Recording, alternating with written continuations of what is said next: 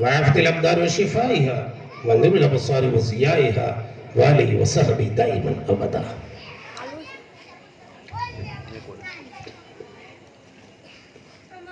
ہماری محفل کی ابتدا درود سے ہوتی ہے اور اختتام بھی درود سے ہوتا اور بیچ بیچ میں بھی کئی مرتبہ درود پڑھا جاتا ہے، پڑھایا جاتا ہے. لوگ سوچتے ہیں کہ یہ درود زیادہ کیوں پڑھاتے ہیں، اور کبھی کبھی تو یہ بھی کہہ دیتے ہیں کہ جب یہ کوئی چیز بھول جاتے ہیں تو درود پڑھواتے ہیں. یہ تو ایک اور فضیلت ہو گئی درود کی کہ چیز بھول جاؤ درود پڑھ لو تو یاد آ جائے. لیکن آج میں 5 منٹ کی ایک بات آپ کو بتا دوں درود کی ایک خاص خوبی. ویسے تو درود کی بہت فضیلتیں آپ حضرات نے علماء سے سنی ہوگی کہ درود میں کتنی کتنی فضیلتیں ہیں، کتنا ثواب. لیکن ایک نئی چیز جو اس وقت مجھے یاد آ رہی ہے کہ درود ہے کیا. آج کے اس دور میں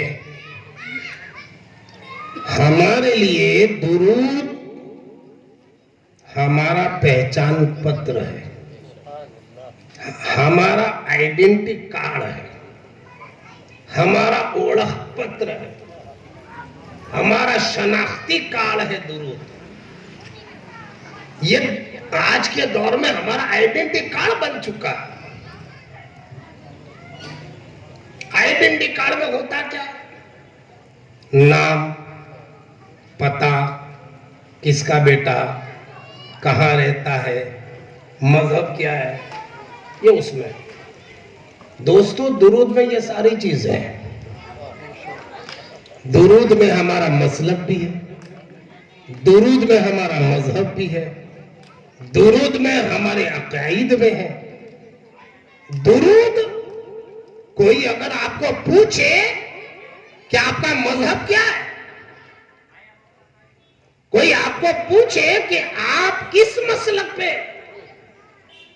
اگر آپ کو کتابی حوالے سے جواب دینا نہیں آتا یا کتابی علم نہیں ہے تو اس کے سامنے درود پڑھ لو، وہ سمجھ جائے گا کس مذہب کا ماننے والا. کیونکہ درود میں مشرب بھی ہے، مسلک بھی ہے، مذہب بھی ہے.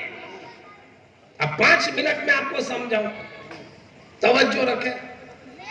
قرآن کریم میں صرف اتنا فرمایا یا ایھا الذین آمنوا صلوا علیہ وسلموا تسلیما. اے ایمان والو نبی پہ درود پڑھو، نبی پہ سلام پڑھو. تو درود تھا کتنا؟ صرف اتنا، اللہم صل علی محمد. یہ درود ہو گیا، یہ درود ہو گیا. اللہم صل علی محمد. محمد عربی پہ اللہ درود نازل فرما، رحمتیں نازل فرما. یہ ہو گیا درود، صرف اتنا، اللہم صل علی محمد. لیکن آج جب میں آپ سے کہتا ہوں کہ بھئی درود پڑھو تو آپ خاص طور سے کیا پڑھتے ہیں زیادہ سے زیادہ؟ اللہم صلی علی سیدنا مولانا محمد وعلا آل سیدنا مولانا محمد واصحابہ وبارک وسلم. یہی پڑھتے ہیں سب. تو چھوٹا سا درود اتنا بڑا کیسے ہوگا؟ بھائی اتنا پڑھ دیتے کام چل جاتا. صلی اللہ علیہ وسلم یا اللہم صلی علی محمد کام ہو جاتا. مگر اللہم صلی علی سیدنا مولانا محمد وعلا آل سیدنا مولانا محمد واصحابہ، یعنی حضور پر بھی درود، حضور کی آل پر بھی درود اور حضور کے تمام صحابہ پہ درود. اب قرآن میں کہاں تھا کہ آل پر بھی پڑھو؟ قرآن میں کہاں تھا کہ صحابہ پر بھی درود پڑھو؟ یہ آپ اتنا زیادہ کیوں پڑھو؟ تو سنو، جیسے جیسے دور بگڑتا گیا ہمارا درود بنتا گیا. تھا تو اتنا ہی اللہم صلی علی محمد. لیکن ہم نے کیا دیکھا کہ حضور کا وصال ہوا تو دنیا میں جھوٹے نبی بھی پیدا ہوئے. 14 یا 16 جھوٹے نبی جنہوں نے نبوت کا جھوٹا دعویٰ کیا کہ ہم بھی نبی ہیں. اور ان کا دعویٰ دوسرا کیا؟ ہم ہیں اس امت کے سردار, ہم ہیں اس امت کے سید, ہم ہیں اس امت کے مولا. تو جھوٹے دعویٰ کرنے والوں نے یہ دعویٰ کیے. تو ہمارے بزرگوں نے ایک کام یہ کیا کہ درود میں نام محمد کے آگے سیدنا مولانا لگا دیا. سیدنا مولانا لگا دیا. اللہم صلی علی سیدنا مولانا محمد. ہمارا محمد ہمارے سردار ہے, ہمارے مولا ہے, ہمارے آقا ہے. جب سیدنا مولانا ہم کہیں گے تو سامنے والا سمجھ جائے گا کہ اس امت کا کوئی سردار نہیں ہے سوائے محمد کے, اس امت کا کوئی مولا نہیں ہے سوائے محمد کے. محمد ہی ہمارے آقا ہے, محمد ہی ہمارے مولا. تو درود نے جواب دے دیا. اچھا, اس کے بعد ایک زمانہ ایسا آیا کہ اہل بیت کو کربلا میں بلایا, اہل بیت پر تیر برسائے, امام حسین کو شہید کیا, علی اکبر کو شہید کیا, ان کے اوپر ظلم و ستم ڈھائے گئے, ان کو بھوکا رکھا گیا, ان کو پیاسا رکھا گیا. کربلا کے ریگزاروں میں ان کو شہید کیا. اچھا, جن لوگوں نے یہ کام کیا وہ کوئی یہودی نہ تھے, وہ کوئی نصرانی نہ تھے, وہ کوئی مجوسی نہ تھے, وہ کوئی غیر مسلم نہ تھے. ارے بھئی, نبی ہی کا کلمہ پڑھنے والے, نبی ہی پر ایمان لانے والے, اپنے آپ کو مومن اور مسلمان کہنے والے, ان لوگوں نے اہل بیت پر ظلم کیا. اب آپ اپنی پہچان بتاؤ کہ آپ کدھر, آپ کدھر ہیں. تو ہمارے بزرگوں نے دیکھا اب پہچان بتانا ضروری ہے, اب پہچان بتانا ضروری ہے. تو درود میں ایک لفظ اور بڑھایا, اللہم صلی علی سیدنا مولانا محمد وعلی آل سیدنا مولانا محمد. یعنی نبی پر بھی درود اور نبی کے گھر والوں پر بھی درود, تاکہ دنیا ہمارے درود کو سن کر سمجھ لے کہ یہ وہ لوگ نہیں ہیں جنہوں نے اہل بیت پہ تیر برسائے تھے. ارے یہ تو وہ ہے جو اہل بیت پر درودوں کے پھول نچھاور کرتے, اہل بیت کے یہ چاہنے والے. تو درود نے بتایا کہ ہم کدھر. اچھا, پھر ایک دور ایسا آیا کہ لوگ صدیق اکبر کو برا بھلا کہنے لگے, فاروق اعظم کی شان میں توہین کرنے لگے, صحابہ کے خلاف بولنے لگے. تو پھر ہمارے بزرگ نے سوچا چلو ایک لفظ اور بڑھاؤ, اب ایک لفظ اور بڑھاؤ, اللہم صلی علی سیدنا مولانا محمد وعلی آل سیدنا مولانا محمد واصحابہ وصحابہ. یعنی نبی پر بھی درود, نبی کے تمام گھر والوں پر درود, اور نبی کے تمام صحابہ پہ درود, نبی کے تمام صحابہ پہ درود, تاکہ دنیا ہمارا درود سن کر سمجھ لے کہ یہ صحابہ پہ لعنت نہیں بیچتے, درود بیچتے. تو جیسے جیسے درود زمانہ بدلتا گیا, بگڑتا گیا, ہمارا درود بنتا گیا, ہمارا درود بن. اب آ گیا یہ زمانہ, اب آ گیا آج کا دور. تو آج تو حد ہو گئی, نبی پر کیسے کیسے الزام لگاتے. کوئی نبی کے علم پہ حملہ کرتا ہے, کوئی نبی کی رحمت پہ حملہ کرتا ہے, کوئی کہتا ہے نبی ہمارے جیسے بشر, کوئی کہتا ہے کہ نبی کو پیٹھ پیچھے کی خبر نہیں, کوئی کہتا ہے کہ نبی تو ایسے ہے جیسے گاؤں کا سرپنچ. نبی کی شان گھٹانے کے لیے لوگوں نے کتابیں لکھی, کوئی تقویت الایمان لکھ رہا ہے، کوئی براہین قاطعہ لکھ رہا ہے، کوئی حفظ الایمان لکھ رہا ہے۔ نبی کی شان گھٹانے کے لیے کتابیں مارکیٹ میں آ گئی۔ اب کہاں کہاں ہم جواب دیتے پھرے، کس کس کو جواب دیں کہ نبی کی شان کیا ہے، نبی کی عظمت کیا ہے، نبی کا وقار کیا ہے؟ تو ہمارے بزرگوں نے کیا کیا؟ ان تمام باطل مذہبوں کے خلاف ایک اسپیشل درود بنا دیا، ایک اسپیشل درود بنایا۔ ان کے حملوں کا جواب اس اکیلے درود نے دے دیا۔ اور وہ درود کون سا تھا؟ اللہم صلی علی سیدنا مولانا محمدین صاحب التاج والمعراج والبراق والعلم۔ کسی نے پوچھا کون محمد؟ میں نے کہا شمس الضحیٰ، بدر الدجا، صدر العلا، نور الہدیٰ۔ ارے کیسے ہے محمد؟ میں نے کہا سید الثقلین، نبی الحرمین، امام القبلتین، وسیلتنا فی الدارین۔ ارے ان کے درجے کیا ہے؟ کہا سید المرسلین، خاتم النبیین، شفیع المذنبین، انیس الغریبین، رحمت للعالمین۔ کسی نے پوچھا کہ ان کا نسب کیا؟ نسب کیا؟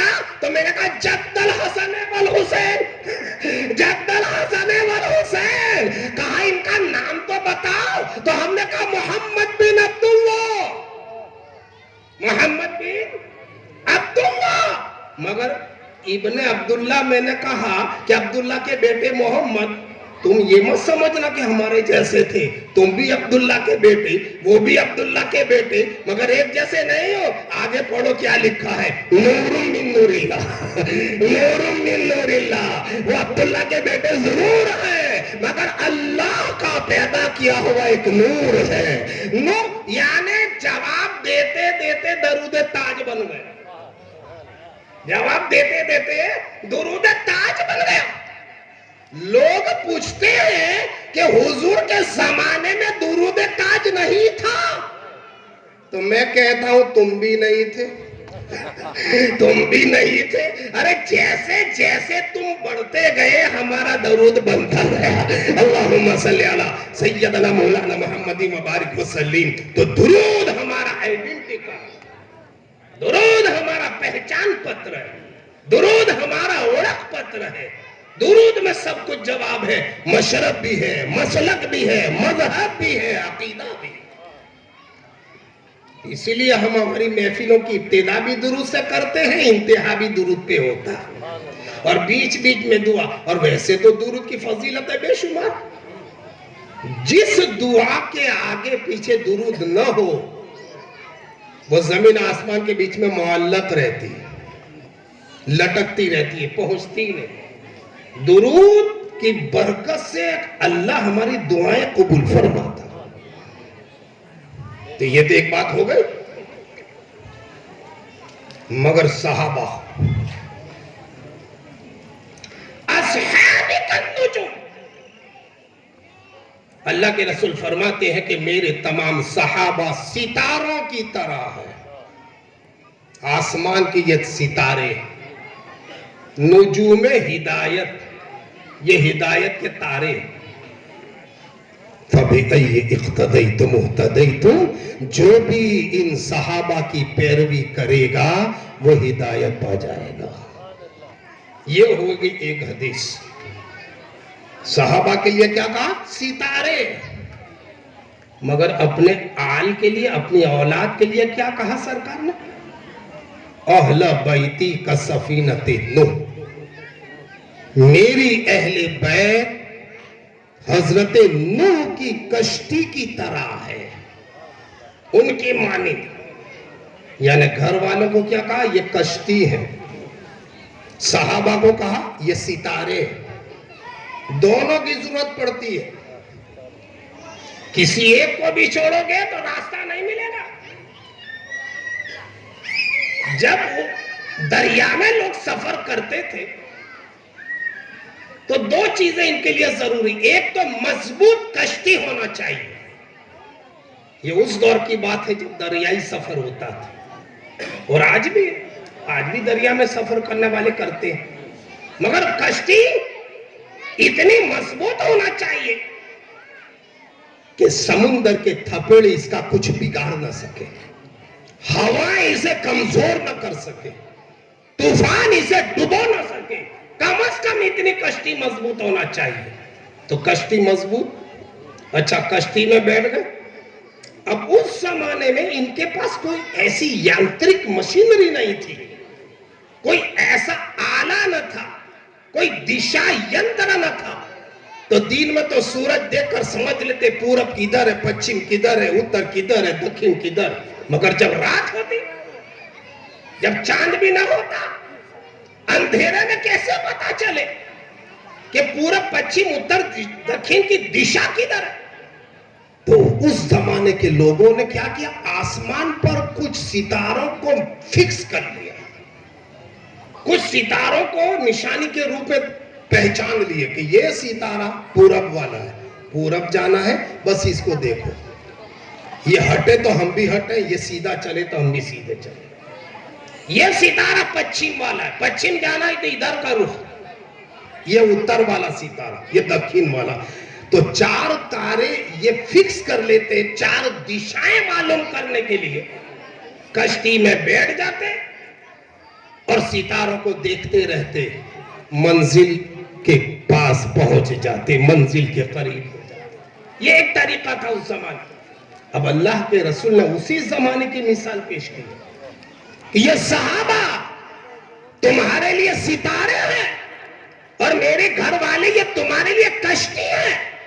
اہل بیت کی کشتی میں بیٹھو، دنیا کے تھپیڑے تمہارا کچھ بگاڑ نہیں پائیں گے، ہوائیں تمہیں برباد نہیں کرے گی، فضائیں تمہیں خراب نہیں کرے گی، دنیا کی ظلمتیں تمہیں ڈبوئے گی نہیں، تم گمراہ نہیں ہوں گے۔ میرے گھر والوں کی کشتی میں بیٹھ جاؤ اور دشاؤں کے لیے چار تارے تمہیں دے دیے ہیں۔ یہ صدیق اکبر ہے، یہ فاروق اعظم ہے، یہ عثمان غنی ہے، یہ مولا علی ہے۔ اہل بیت کی کشتی میں بیٹھ جاؤ اور ان تاروں کو دیکھتے رہو، کامیابی تمہارے قدموں میں آ جائے گی، فلاح بہبودی تمہارے قریب آ جائے گی، اور یہاں بھی کامیاب ہو جاؤ گے، وہاں بھی کامیاب۔ دو میں سے ایک کو بھی چھوڑو گے گمراہ ہو جاؤ۔ ایسا بہت سو نے کیا، کچھ لوگوں نے ستارے ہی دیکھتے رہے، کشتی میں نہیں بیٹھے، وہ اہل بیت کے دشمن بنے رہے، صحابہ کو چاہتے رہے، تو وہ ایک قدم بھی آگے بڑھ نہیں سکے۔ اور کچھ لوگ ایسے بھی نکلے کہ کشتی میں تو بہت اچھی طرح بیٹھ گئے، یا حسین کے نعرے تو خوب لگاتے، کالے کپڑے بھی پہنے، مگر صدیق اکبر کو نہیں دیکھتے، صحابہ پر لعنت بھیجتے۔ تو وہ وہی گھومتے رہی نا، دشا ہی نہ ملی، وہ دشا ہین ہو گئے۔ یہ تو اہل سنت والجماعت کی تقدیر ہے کہ ہمارے پاس اہل بیت کی کشتی بھی ہے اور صحابہ کے ستارے بھی۔ اچھا ایک دوسری چیز، پنجتن۔ یہ پنجتن کیا ہے؟ ہمارے بچے بولتے ہیں جان پنجتن کا دامن نہیں چھوڑیں گے، تو پنجتن کون؟ تو کہا 5 ہے، 5 تن مبارک، 5 مقدس تن، پنجتن کون؟ کہا ایک رسول اللہ، ٹھیک کہا مولا علی، بالکل، خاتون جنت 3، امام حسن 4، امام حسین 5۔ یہ پنجتن، حضور، علی، فاطمہ، حسن، حسین، یہ پنجتن، یہ سب جانتے ہیں۔ مگر ایک اور بھی پنجتن ہے، ایک دوسرے بھی پنجتن ہے، وہ کون؟ کہ پہلے رسول، پھر صدیق، پھر عمر، پھر عثمان، پھر علی، یہ بھی پنجتن، وہ بھی پنجتن ہے۔ مگر فرق کیا ہے دونوں میں؟ کہ رسول، علی، فاطمہ، حسن، حسین یہ گھر کے پنجتن ہیں، یہ گھر والے پنجتن ہیں، اور رسول، صدیق، عمر، عثمان، علی یہ نظر والے پنجتن ہیں، یہ نبی کی نظر سے پنجتن ہوئے، وہ نبی کے گھر میں پنجتن ہوئے۔ تو نہ ہم گھر گھر والوں کو چھوڑیں گے نہ نظر والوں کو چھوڑیں گے. ہم دونوں کو ساتھ میں رکھیں گے. مگر جب دونوں کی لسٹ ہم دیکھتے ہیں, سامنے رکھو دونوں کی لسٹ, نبی, علی, فاطمہ, حسن حسین, ادھر نبی, صدیق, عمر, عثمان, علی, یہ دونوں کی لسٹ. اس دونوں کی لسٹ میں ایک خاص چیز میں آپ کو اگر نظر آ جائے, ایک ہی ایسا ہے اس لسٹ میں, دونوں لسٹ میں ایک ہی ایسا ہے جو یہاں بھی نظر آ رہا ہے وہاں بھی نظر آ رہا ہے. ایک ہی ایسا ہے جو یہاں بھی نظر آ رہا ہے وہاں بھی وہ کون ہے؟ وہ مولا علی ہے. وہ مولا علی ہے کہ جب نظر والی لسٹ دیکھی اس میں بھی علی نظر آئے, جب گھر والی لسٹ دیکھی اس میں بھی علی نظر آئے. ارے نادانو, وہاں سے ہٹاؤ گے تو یہاں دکھیں گے, یہاں سے ہٹاؤ گے تو وہاں نظر آئیں گے, وہاں نظر آئیں گے. تو یہ علی ہے جو نظر سے بھی فیضیاب ہوئے ہیں اور گھر میں بھی فیضیاب. اور کیوں فیضیاب لو؟ جو پیدا ہی کعبے میں ہوا, پیدا ہوئے کعبے میں مگر آنکھ بند. عورتوں نے سمجھا شاید اندھا بچہ پیدا ہوا. جب گھر لے کے آئے, حضور سامنے آئے تو ماں نے ان کے گود میں دے دیا. جیسے ہی حضور کی گود میں پہنچے علی نے آنکھ کھول دی. دنیا میں آنے کے بعد جس چہرے کو سب سے پہلے علی نے دیکھا وہ چہرے مصطفیٰ. تو یہ پنجت ہے. اور علی کے نام میں کتنی خوبی ہے. انشاءاللہ مفصل گفتگو تو پھر ہم کریں گے, مگر ایک نیا نقطہ یاد آیا. دیکھو ہر شبد بگاڑا جاتا ہے, کوئی بھی لفظ اور دنیا کا وہ بگڑ جاتا ہے. ہم بولنے میں بھی بگاڑ دیتے ہیں. جیسے میں نے بھائی صاحب سے کہا یار مائک لگاؤ, مائک لگاؤ, ٹائم ہو رہا ہے. تو مائک تو لگا دیں گے, یہ وائک کیا ہے؟ میں نے کہا پانی وانی تو پلاؤ. تو پانی تو پلا دیں گے, یہ وانی کیا ہے؟ کھانا بانا کھایا تو کھانا تو کھا لیں گے, یہ وانا کیا ہے؟ تو ہم لوگ آپس میں کبھی کبھی یہ لفظ بھی بگاڑتے ہیں. کھانا, کھا کو ہٹایا, وا لگایا, وانا. پانی, وانی. کرسی, ورسی. مائک, وائک. کسی بھی لفظ کو بگاڑنا ہو تو اگلا لفظ ہٹاؤ, اس کی جگہ وا لگاؤ, وہ شبد بگڑ جائے, وہ شبد بگڑ جائے. جیسے پانی, پا کو ہٹایا, وا لگایا, وانی. کھانا, کھا کو ہٹایا, وا لگایا, وانا. چائے, چا کو ہٹایا, وا ہے. یہ لفظ بگاڑتے ہم. تو دنیا کا ایک ہی شبد ایسا ہے جو اس میں بھی بگڑتا نہیں ہے بلکہ بنتا ہے. سارے لفظ بگڑ جائیں گے, اگلا لفظ ہٹاؤ, وا لگاؤ, بگڑ جائے گا. مگر قربان جاؤ نام علی پر, قربان جاؤ نام علی پر. اب علی کے لفظ کو بگاڑ کے دکھاؤ تو کیا بولو گے؟ جیسے کھانا, وانا. پانی, وانی. دانا, وانا. کرسی, ورسی. چائے, وائے. علی, ولی. علی, ولی. یعنی علی کو بگاڑو تو ولی ہے اور ولی کو بگاڑو تو علی ہے. اللہم صلی علی سیدنا مولانا محمد و بارک وسلم. تو نام نہ بگاڑ سکے تو ذات علی کیا بگاڑ پاؤ جس کے نام میں اتنی خوبی ہے. تو یہ ہے صحابہ جو ستاروں کی طرح ہے. تو یہ کون ہے؟ یہ عمر, یہ خلیفہ دویم. یہ وہ ہیں جن کی شان میں قرآن فرماتا ہے شدّاء علی الکفار. ان کی فضیلت میں یہ آیت کریمہ نازل ہے. پوری آیت کیا ہے؟ محمد الرسول اللہ, محمد اللہ کے رسول ہیں. آگے والذین معہ اشدّاء علی الکفار رحماء بینہم تراہم رکعا سجدا.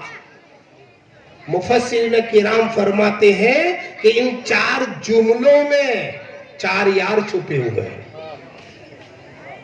4 यार छुपे। जैसे मोहम्मद रसूलुल्लाह, ये तो हुजूर हो गए। आगे वल्लज़ीना मअहू, और इनके साथ जो हैं, तो वो साथ कौन थे? सिद्दीक़ अकबर। वल्लज़ीना मअहू से मुराद सिद्दीक़ अकबर। फिर शिद्दतुन अलल कुफ़्फ़ार, ये काफिरों पे शदीद है, तो वो है फारूक आजम। फिर तीसरे में रुहमाओ बैनहुम, आपस में रहमदिल, आपस में एक दूसरे का ख्याल करने वाले, तो वो कौन है? उस्मान गनी।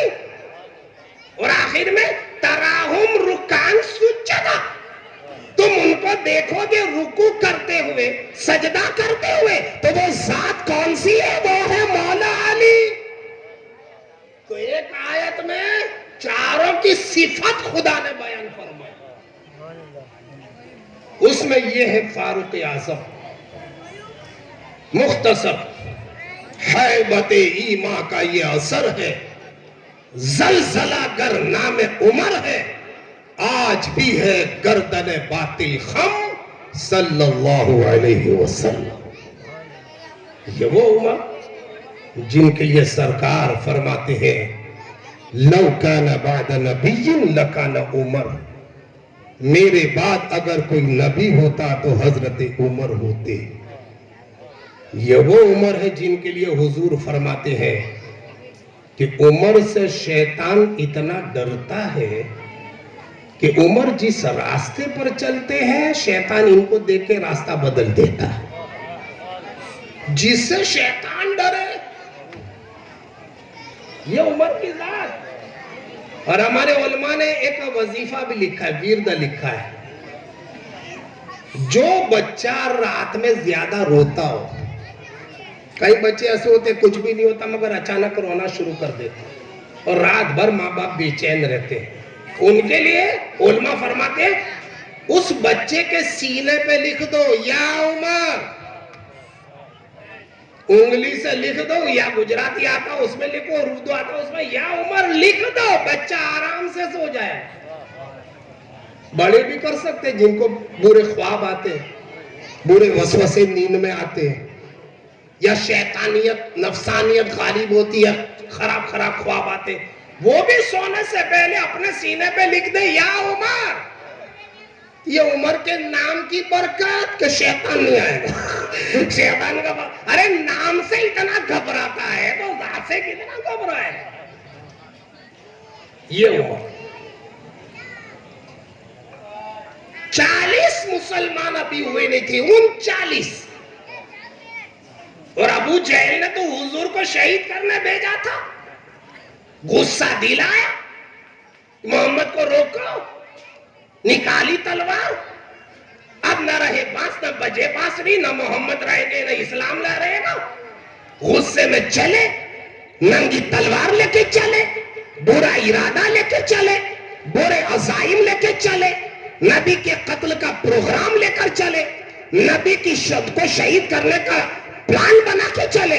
हाथ में खुली शमशीर है, खुली तलवार है, चेहरे की लकीर है, दिल में इस्तिराब है, बड़े गुस्से में जा रहे हैं, नंगी तलवार लेके जा रहे हैं, बुरा इरादा लेके हुजूर की तरफ जा रहे हैं। दिल में इरादा था नबी को कत्ल कर दे, दिल में इरादा था नबी को शहीद कर दे, मगर जब नबी के सामने पहुंचे और नबी की नजर से नजर टकराई तो आका ने सिर्फ इतना कहा, ए उमर क्या तेरे ईमान लाने का वक्त नहीं आया?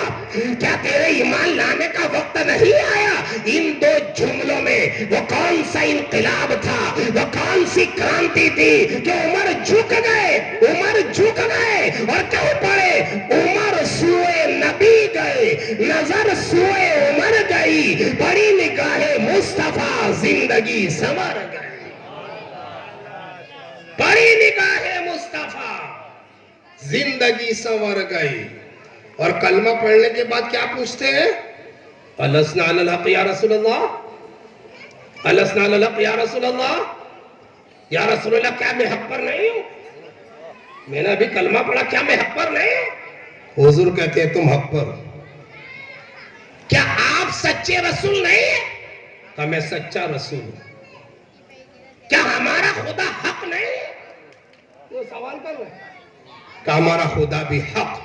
کہا ہمارا خدا حق، آپ سچے رسول اور میں حق پر، تو پھر میری غیرت یہ برداشت نہیں کر سکتی کہ کعبے میں جھوٹے خداؤں کو پوجا جائے اور ہم چھپ چھپ کر سچے خدا کی عبادت کریں.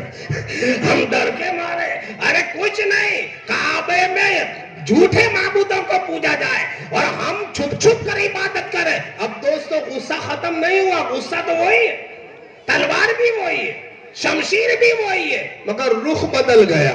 رخ بدل گیا. پہلے تلوار چلی تھی نبی کی طرف، اب چل رہی ہے دشمن نبی کی طرف. پہلے غصہ آ رہا تھا نبی کی طرف، اب غصہ لے جا رہا ہے دشمنان رسول کی طرف. تو یہ فاروق اعظم کے قبول اسلام کا صدقہ ہے کہ پہلی بار مومنوں کے لیے کعبے کا دروازہ کھلا. یہ فاروق اعظم بڑے ہوشیار، عقل مند، پڑھے لکھے، منصف، جج، حساب کرنے، فیصلہ کرنے والے. اور ان کا ایمان کی ایک جھلک دکھا دو. ایک یہودی اور ایک منافق آئے، جھگڑا ہوا دونوں کے کھیت کے پانی کے بارے میں. یہودی کا کھیت بازو میں منافق کا کھیت. منافق سیدھی بھاشا میں کہہ دوں کہ جو اوپر سے مسلمان اندر سے حضور کا دشمن، اس کو منافق کہتے ہیں، چھپا ہوا. اب کنواں ایک، دونوں طرف باری باری پانی دیتے تھے، مگر جس دن یہودی کے پانی دینے کی باری تھی، اس دن منافق نے پانی دے دیا، یعنی 2 دن ڈبل دیا. جھگڑا ہوا، یہودی کہتا ہے میری باری تھی، تو نے پانی دے دیا. تو منافق کہتا ہے چلو اس کا فیصلہ تو ہمارے نبی کریں. وہ یوں سمجھتا تھا کہ میں ایمان والا، کلمہ پڑھنے والا، نبی تو میرے فیور میں ججمنٹ دیں گے نا. یہ تو یہودی لے گیا حضور کے پاس.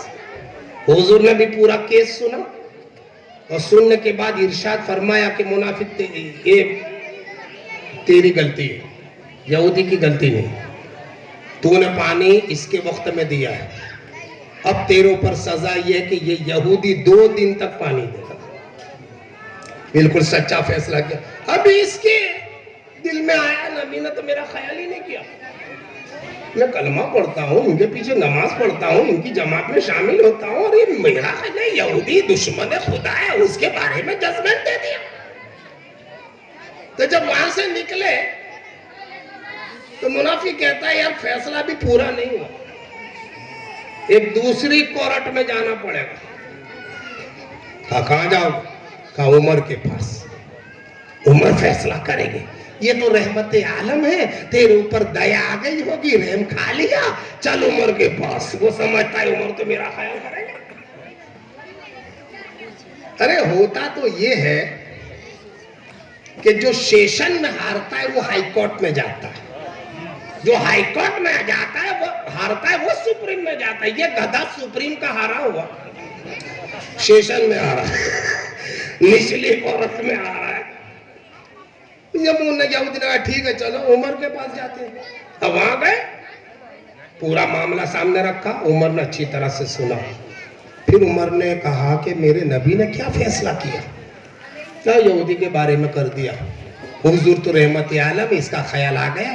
عمر کو آیا غصہ کہ حضور نے فیصلہ کر دیا پھر بھی میرے پاس آئے. کہا نہیں حضور آپ فیصلہ کر دو. اچھا ابھی کر دیتا ہوں فیصلہ. گھر میں گئے، تلوار لے کے آئے، منافق کا فیصلہ کر دیا. منافق کی گردن اڑا دی. اب جب اس کو قتل کیا تو پورے مدینے میں شور، چرچا ہو گئی. ارے عمر نے مسلمان کو مارا، عمر نے مسلمان کو مارا، ایمان جو لایا تھا اس کو مارا، کلمہ پڑھنے والے کو مارا، نماز پڑھنے والے کو مارا. یہودی کے بارے میں فیصلہ کرنا تھا، انہوں نے تو مسلمان کو اڑا دیا. پورے گاؤں میں شور. بات حضور تک پہنچی تو حضور نے عمر کو بلایا. آؤ. حضور نے ایک سوال کیا، اے عمر سچ سچ بتاؤ کیا تم نے مسلمان کو مارا؟ کیا تم نے ایمان والے کو مارا؟ تو فاروق اعظم کے جواب کا خلاصہ دیکھو. فاروق اعظم کہتے ہیں یا رسول اللہ یہ صحیح ہے کہ میں نے کلمہ پڑھنے والے کو مارا ہے, یہ بھی صحیح ہے میں نے نماز پڑھنے والے کو مارا ہے, یہ بھی صحیح ہے کہ مسجد نبی میں آنے والے کو مارا ہے, یہ بھی صحیح ہے کہ آپ کے پیچھے جماعت میں کھڑے ہو کر نماز پڑھنے والے کو مارا, مگر یہ صحیح نہیں ہے کہ میں نے مسلمان کو مارا. یہ صحیح نہیں ہے, میں اسے ہی مسلمان سمجھتا ہی نہیں جو آپ کے فیصلے کو نہ مانے, جو آپ کے فیصلے کا انکار کرے, چاہے نمازی ہو, چاہے روزہ دار ہو, چاہے حاجی ہو, چاہے عابد ہو, چاہے ساجد ہو. میری نظر میں وہ کچھ نہیں ہے. جب تک محمد کا فیصلہ نہیں مانے گا وہ مسلمان نہیں ہو سکتا, وہ ایمان والا نہیں ہو سکتا. دوستو ابھی تو یہ بول رہے تھے کہ جبرائیل امین آ گئے اور اللہ نے ان کے فیصلے پر مہر لگا دی, آیت نازل کر دی, فلا وربک لا یؤمنون حتی یحکموک فیما شجر بینہم ثم لا یجدوا فی انفسہم حرجا مما قضیت ویسلموا تسلیما. یعنی جو عمر بول رہے تھے اسی کی تشریح قرآن کر رہا ہے, اسی کی تصدیق قرآن کر رہا ہے. یعنی محبت رسول میں جو کرو گے خدا اسے بھی پسند فرمائے گا. اللہم صلی علی سیدنا محمد وبارک وسلم. لیکن ایک سوال پیدا ہوا, سوال یہ پیدا ہوا کہ عمر کو اتنی جلدی کیا تھی کہ سنتے ہی تلوار نکالی گردن اڑا دی. ارے بھائی کم از کم حضور کو جا کر پوچھ لیتے, کم از کم قرآن میں دیکھ لیتے, اور ہو سکتا ہے آیت کوئی نازل ہو جاتی. مگر انہوں نے تو جیسے ہی سنا کہ محمد عربی کا فیصلہ نہیں مانتا کلمہ پڑھنے والے کو مار دیا. اتنی جلدی کیوں؟ چلو پوچھو فاروق اعظم کہ آپ کو اتنی جلدی کی کیا ضرورت؟ مسجد نبوی کوئی دور نہیں تھی, جا کر کے حضور سے پوچھ لیتے کہ حضور آپ کے پاس سے آئے, فیصلہ آپ نے کیا دیا, پھر بھی یہ میرے پاس آئے, تو حضور جو چاہتے فیصلہ کرتے. انہوں نے سنتے ہی تلوار نکالی گردن اڑا دی. پوچھو عمر کے ایمان سے, پوچھو عمر کے اسلام سے, پوچھو عمر کی جرات اور بہادری سے کہ آپ کو اتنی جلدی کیوں؟ نہ قرآن دیکھا, نہ حضور کا قول دیکھا, نہ خدا سے پوچھا, نہ رسول سے, اس کا فیصلہ کر دیا. تو فاروق اعظم اپنا جواب دیں گے کہ سنا, عقل الگ چیز ہے, عشق الگ چیز ہے. عقل سوچتی ہے, عشق نہیں سوچتا. عقل سوچتی ہے, عشق نہیں سوچتا. اگر میں سوچ کر فیصلہ کرتا, عقل کا ہوتا عشق کا نہ ہوتا, عقل کا ہوتا عشق کا نہ ہوتا. ارے عشق تو اجلا پسند ہوتا ہے, عشق تو موقع کے مطابق کام کر دیتا ہے. میں نے نہ قرآن دیکھا نہ حدیث دیکھی ہے, میں نے عشق رسول دیکھا ہے, عشق محمد دیکھا ہے. اور عشق محمد میں جو کیا اللہ نے آیت نازل کر کے بتا دیا کہ جو کیا ہے وہ صحیح کیا. اللہم صلی علی سیدنا مولانا محمد وبارک وسلم. یہ تھا عشق رسول. صدیق اکبر کی وصال کے بعد صحابہ نے مل کر کے فاروق اعظم کو منتخب کر لیا امیر المومنین, خلافت. ان کے خلافت میں بھی بہت واقعات ہیں. اسلام بہت آگے بڑھا, عراق اور بصرہ تک اسلام چلا گیا, مکہ مدینہ سے نکل, یہاں تک کہ سیریا, شام. سب سے بڑا کارنامہ فاروق اعظم کا یہ کہ وہ مسجد اقصی جو عیسائیوں کے ہاتھ میں تھی وہاں لشکر بھیجا. تو جنگ کی ضرورت نہیں پڑی, لڑائی کی ضرورت نہیں پڑی. پادریوں نے کہا کہ بھئی ہم نے ہماری کتابوں میں دیکھا ہے توریت میں کہ اس طرح کا کوئی بادشاہ ہوگا تو یہ مسجد اقصی پہ قبضہ کرے گا, اور اس کی نشانیاں دی. ہم صرف تمہارے بادشاہ کو دیکھنا چاہتے ہیں, ان سے بات چیت کر لیں, اگر نشانیاں ہیں تو ہم یوں ہی دے دیں گے، اور نہیں ہے تو ہم مریں گے مگر تم کو مسجد اقصیٰ نہیں دیں۔ تو صحابہ عمر بن عاص سپہ سالار تھے، انہوں نے خط لکھا فاروق اعظم کو کہ یہ لوگ آپ سے ملنا چاہتے ہیں۔ عمر مدینہ سے چلے، نہ لشکر ہے، نہ سپاہی ہے، نہ باڈی گارڈ ہے، نہ سرکشا ہے، ایک اونٹ اور ایک غلام۔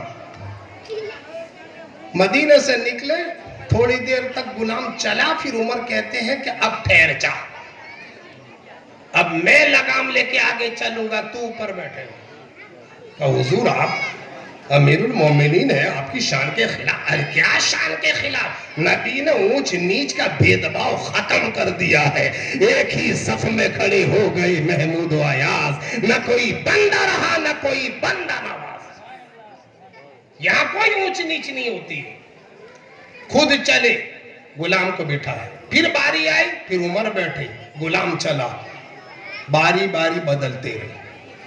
جب مسجد اقصیٰ کے بارڈر میں پہنچے ملک شام، تو باری تھی غلام کے بیٹھنے کی، عمر کے چلنے کی۔ وہ لوگ انتظار میں، پورا لشکر، پادریوں نے دور سے دیکھا کہ کوئی آ رہا ہے اونٹ پر بیٹھا ہوا۔ تو اس نے کہا دیکھو یہ شاید یہ تمہارے بادشاہ کا کوئی قاصد ہے جو خبر دینے آ رہا ہے کہ حضرت آ رہے ہیں۔ تو مسلمان عمر بن عاص جو سپہ سالار تھے وہ کہتے ہیں نہیں یہی عمر ہے، انہیں اکیلے آ رہے، مدینہ سے ملک شام تک، سیریا تک اکیلے، کوئی باڈی گارڈ کی ضرورت ہے؟ اللہ ہی جس کا سب سے بڑا حفاظت کرنے والا ہو، اسے یہ باڈی گارڈ رکھنے کی کیا ضرورت؟ پھر پادری پوچھتے ہیں جو بیٹھا ہے اونٹ پر وہ یا جو چل رہا ہے؟ کہ جو چل رہا ہے وہ ہمارا امیر ہے، جو بیٹھا ہے یہ ان کا خادم۔ کہ پہلی پہچان پوری ہو گئی، ہم سمجھ گئے کہ وہ امیر ایسا ہی ہوگا، وہیں پر جیت گئے جنگ۔ پھر بیٹھے، بات چیت ہوئی، ساری نشانیاں دیکھ لی، آخری نشانی یہ رہی کہ چلو عمر تو ایسے ہی اچھے ہیں، جہاں سپاہیوں کو بھی چیک کر لیں کہ ان کا کردار کیسا ہے۔ کہا حضرت ہم نے پورا شہر سجایا ہے، آپ کے لشکر کا استقبال اور سواگت گھر گھر میں ہوگا، آپ گلیوں سے نکلو، سارے سپاہیوں کو کہو کہ گلیوں سے نکلے جلوس کی طرح۔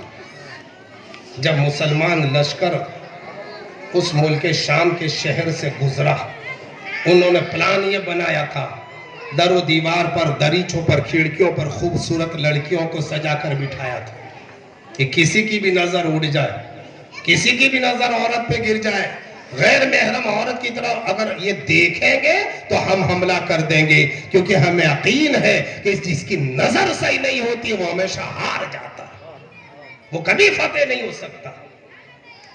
اتنا بڑا لشکر شہر سے گزرا، گلی گلی سے گزرا، گھر گھر سے گزرا، لیکن جب لوٹ کر آیا پادریوں نے پوچھا کہ بھائی ہمارا شہر کیسا لگا، کھڑکیاں کیسے لگی، گھر کیسے لگے، محل کیسے؟ کہا دیکھا کس نے ہے، ہم تو نبی کے غلام ہیں۔ نبی نے کہا چلو تو نظر جھکا کے چلو، چلو تو نظر جھکا کے چلو۔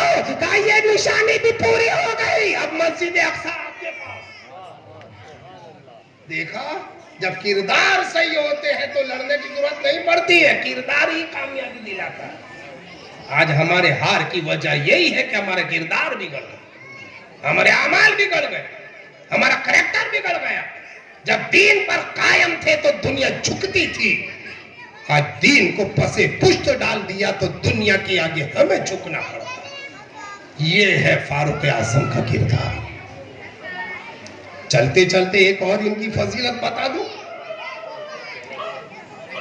ہاں جھولی گھوم رہے ہیں بھئیہ، یہ نورانی یووا گروپ نے ان کی محنت مشقت کے ساتھ بہترین آیوجن کیا ہے جلسوں کا، 10 دن کا۔ بچے بیچارے محنت کرتے ہیں، آپ لوگ دامِ درم قدم سخن حصہ لیتے ہیں، اپنی حیثیت کے مطابق اس میں ڈالتے ہیں، تو کم از کم اتنا تو آپ امداد کریں کہ آسانی سے ان کا یہ خرچ پورا ہو جائے۔ میں نے سنا 2-2 روپے، اب 2-2 روپے کا تو زمانہ گیا، ہمارا بچہ بھی 50 کی نوٹ مانگتا ہے. اب وہ 10 روپے کی چاکلیٹ نہیں کھاتا, 50 روپے کی چاکلیٹ آئس کریم مانگتا ہے. تو پھر اس میں بھی تھوڑا سا بڑھاؤ.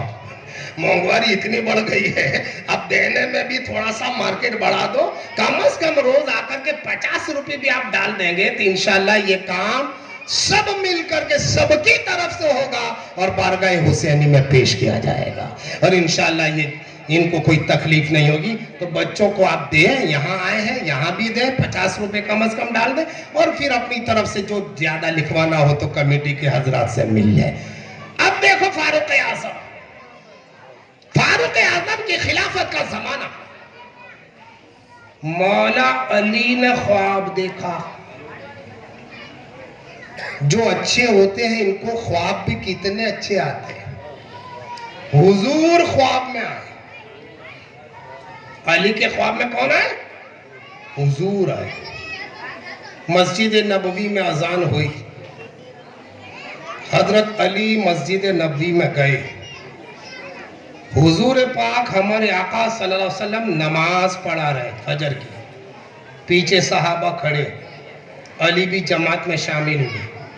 پوری نماز حضور کے پیچھے پڑھی. نماز ختم ہوئی, حضور مصلی سے اٹھے, منبر سے ٹیک لگا کر بیٹھے. صحابہ حضور کے آس پاس بیٹھے, علی بھی بیٹھے. تھوڑی دیر کے بعد ایک لڑکی آئی, ہاتھ میں خوان لے کر حضور کے سامنے رکھا. حضور نے پردہ ہٹایا, اس میں کھجوریں بھری تھی. میرے آقا نے ایک ایک کھجور اٹھائی, ہر صحابی کو دی, علی کو دی. سب نے کھجور کھائی, علی نے بھی کھائی.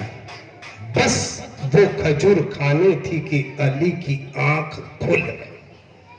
یہ سب خواب میں, مگر علی کہتے ہیں کہ جو خواب میں کھجور کھائی تھی اس کی مٹھاس اٹھنے کے بعد زبان پہ موجود تھی, جیسے میں نے ابھی کھجور کھائی.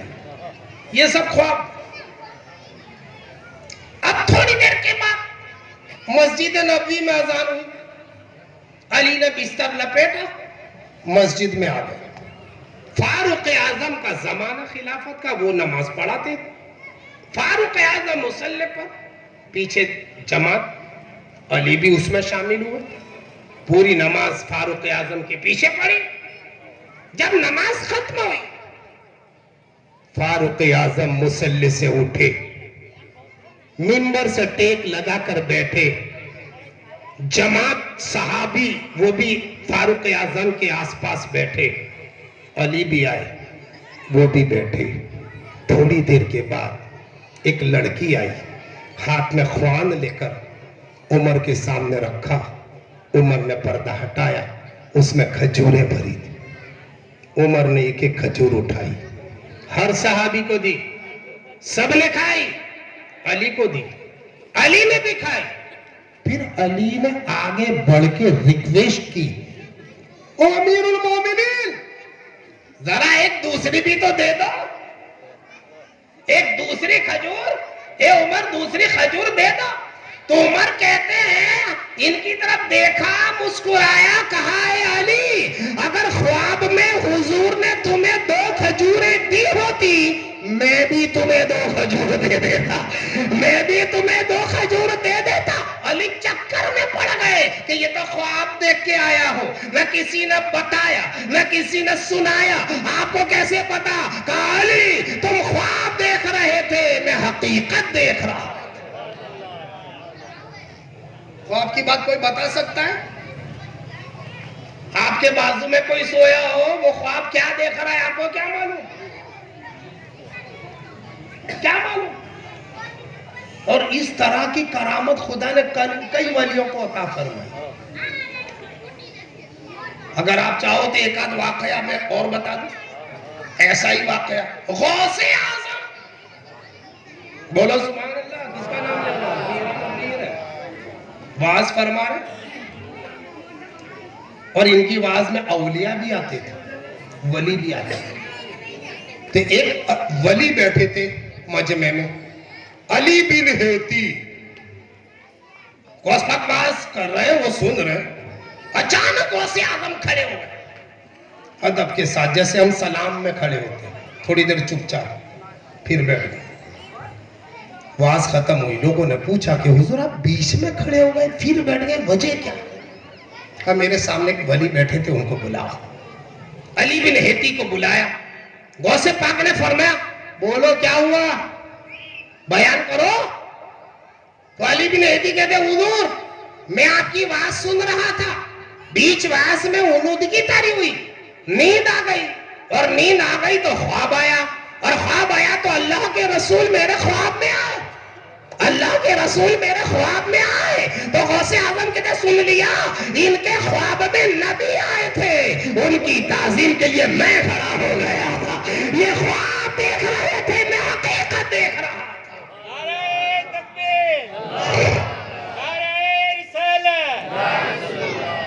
خواب کون بار اللہ کیسا ولیوں کو کرامت عطا فرما. ایک اور خواب سنا، قصیدہ بردہ شریف کا نام آپ نے سنا ہوگا، آج کل ہمارے بچے بہت پڑھتے ہیں. مولا یا صلی وسلم دائما ابدا علی حبیبک خیر الخلق کلہم. یہ کس طرح لکھا؟ شرف الدین بوصیری عاشق رسول تھے، ولی کامل تھے، بیمار ہو گئے، لقوہ ہو گیا، بستر پر پڑے رہے. بیماری میں سوچا کہ لا حضور کے بارے میں ایک قصیدہ لکھو. جب قصیدہ پورا لکھا تو منت میں یہ قصیدہ کسی کو نہیں سناؤں گا، ظاہر نہیں کروں گا، اگر حضور خواب میں آ جائیں تو میں پہلے حضور کو سناؤں پھر میں دنیا کو سناؤں. میرے آقا چاہنے والوں کی تڑپ کو قبول کر لیتے. اسی رات کو نیند آئی، خواب آیا، حضور آ گئے. اور کیسے آئے؟ اکیلے نہیں، صحابہ کا مجمع، سامنے ہزاروں کی بھیڑ، اور خواب دیکھنے والے بوصیری سامنے کھڑے ہیں، اور میرے آقا فرماتے ہیں بوصیری اپنا قصیدہ سناؤ. اور جب بوصیری نے قصیدہ سنانا شروع کیا تو حضور یوں جھوم رہے تھے جیسے درخت کی شاخ جھومتی ہے. قصیدہ ختم ہوا، آقا منبر سے اترے، اپنی کملی مبارک ان کے کندھے پر ڈال دی، دودھ منگا کے اپنے ہاتھوں سے پلایا، اور ان کے پورے بدن پر دست شفقت گھمایا. جب ان کی آنکھ کھلی کیا دیکھا؟ لقوہ غائب تھا، دودھ کی لذت منہ میں تھی، اور کملی مبارک سیرانے پڑی ہوئی تھی.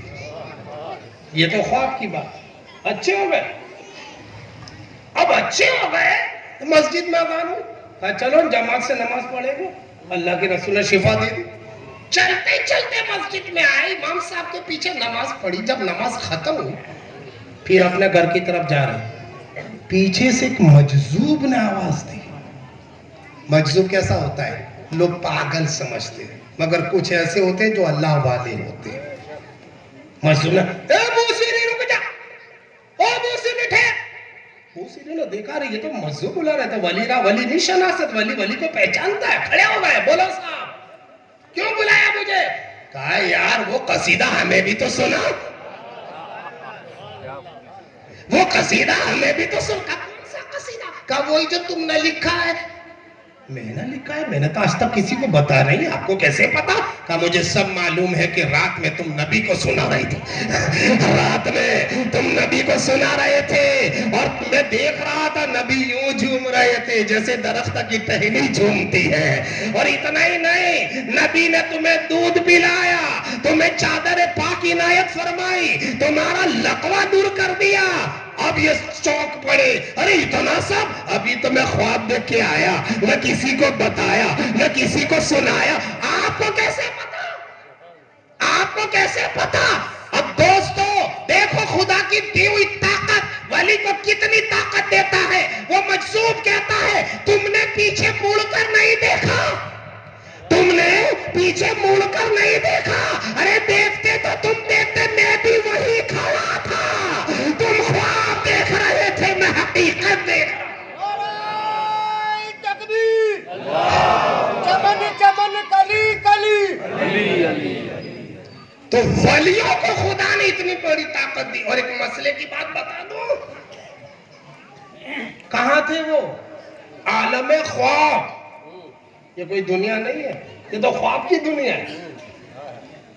عالم خواب میں ایک ولی چلا گیا, عالم خواب میں ولی چلا گیا.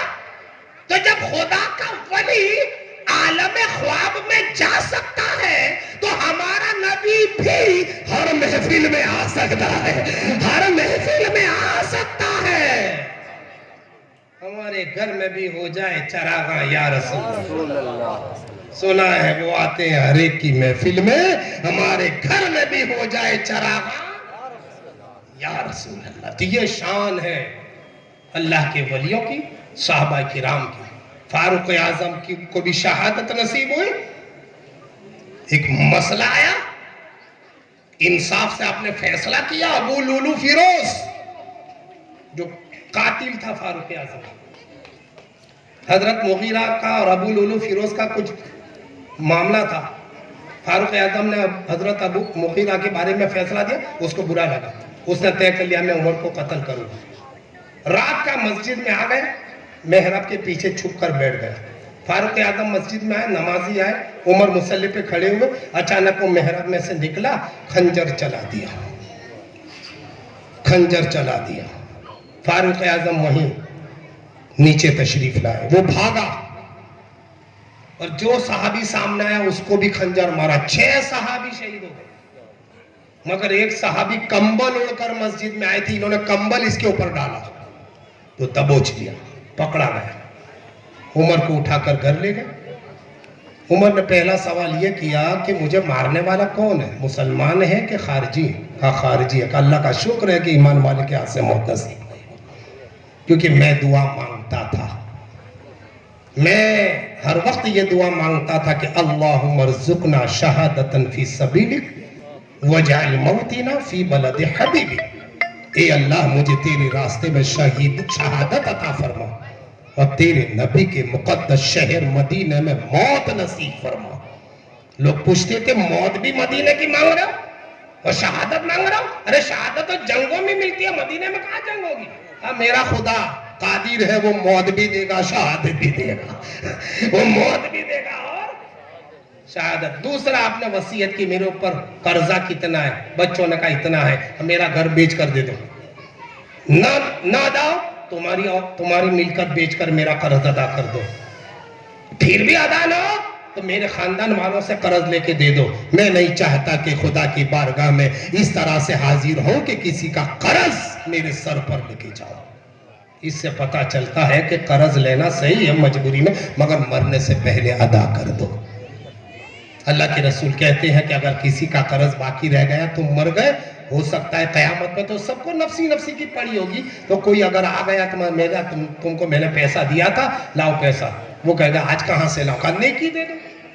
نیکیوں کی سب کو ضرورت پڑے گی قیامت میں, تو کہیں ایسا نہ ہو کہ ہماری نیکیاں اس کو دینا پڑے. مرنے سے پہلے قرض ادا کر دینا چاہیے. اور اس کے لیے میں نے ایک حدیث بھی پڑھی ہے کہ اللہ تبارک و تعالی, اللہ کے رسول فرماتے ہیں کہ اگر کسی پر قرض ہے تو رات دن دعا مانگے, اللہ سے کہے مولا میری روزی میں اتنی برکت دے کہ میرا مرنے سے پہلے میرا قرض ادا ہو جائے.